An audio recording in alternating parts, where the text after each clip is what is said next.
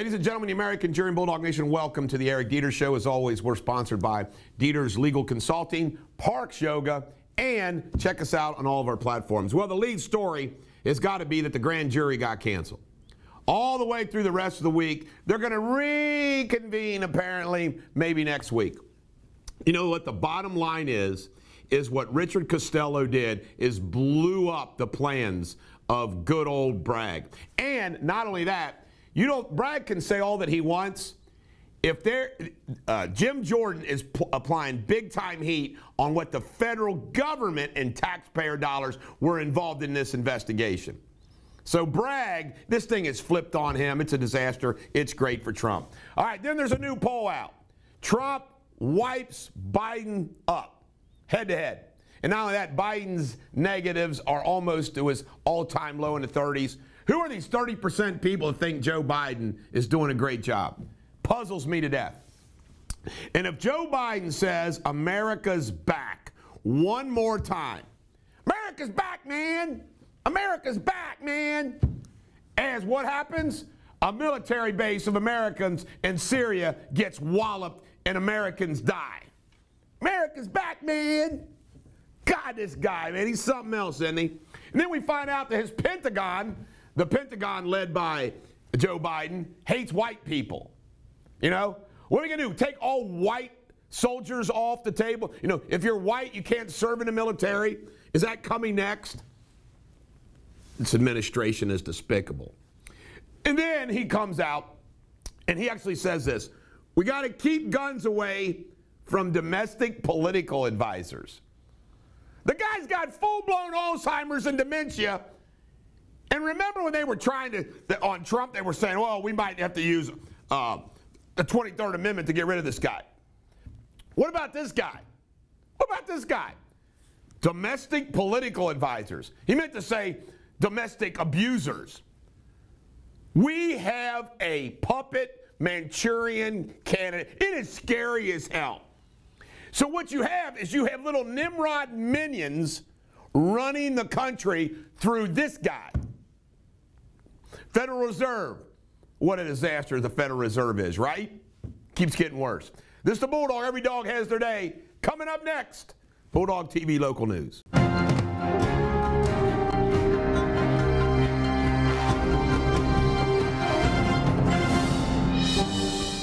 Ladies and gentlemen, the American Jury and Bulldog Nation, welcome to Bulldog TV Local News.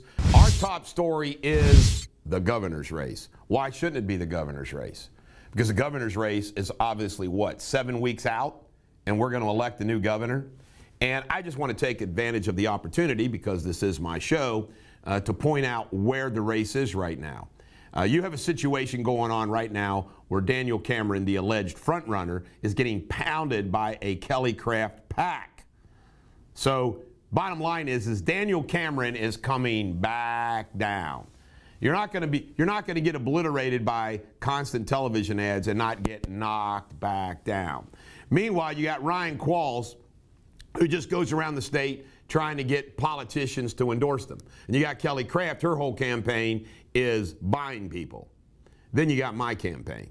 And my campaign is from the bottom up, as I explained yesterday. And we launched our first television ad in Northern Kentucky this week. Next week, we launch television ads throughout the state. In addition to that, we've got all the other things that we're going to do at a normal campaign. But what we're focusing on is getting commitments now of voters. We're doing it from the bottom up, not from the top down, unlike all the other candidates. And the bottom line is we have a movement going, and we're going to keep that movement going.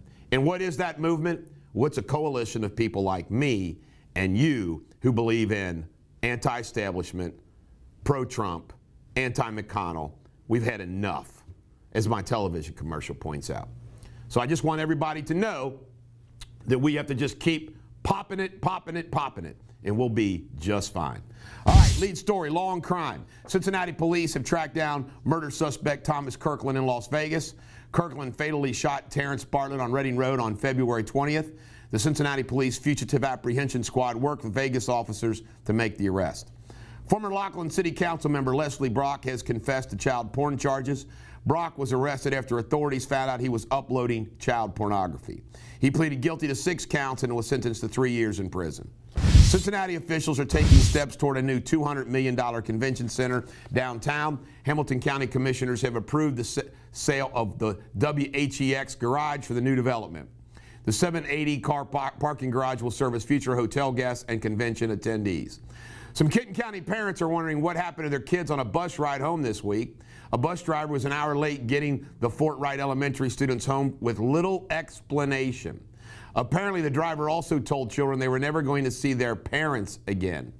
Parents are angry and confused. The Kenton County School District is investigating the incident.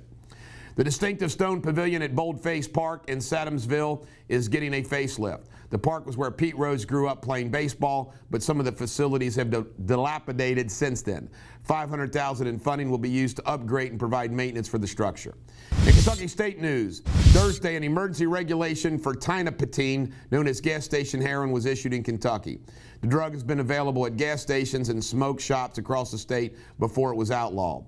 The drug was available in powder and pills under marketing names such as Zaza and Tiana. People describe the substance as giving you a heroin-like high that is highly addictive. Being sold at gas stations. Kentucky has banned TikTok on all state government devices as of Wednesday. Officials say the Chinese-owned social media app poses security risk to users. How messed up is it that states are doing this and we still got TikTok in this country? You see how government works? It's just all so stupid. Ohio State news. Governor Mike DeWine is proposing a universal reading curriculum for young students across Ohio. Thursday, after touring the Laughlin School District, DeWine praised the district's reading program. DeWine has mentioned using their approach as a uniform program across the state. And in sports, Zeke Elliott has the Cincinnati Bengals on their short list. I know my grandson, this will be very interesting. My grandson, Rhett, would like to see that happen because at least he'd be close. And Xavier is in the Sweet 16. They play Texas, this number 2 seed. Go Musketeers. This is the Bulldog. Every dog has their day. Coming up next is Ben Spindley in World News.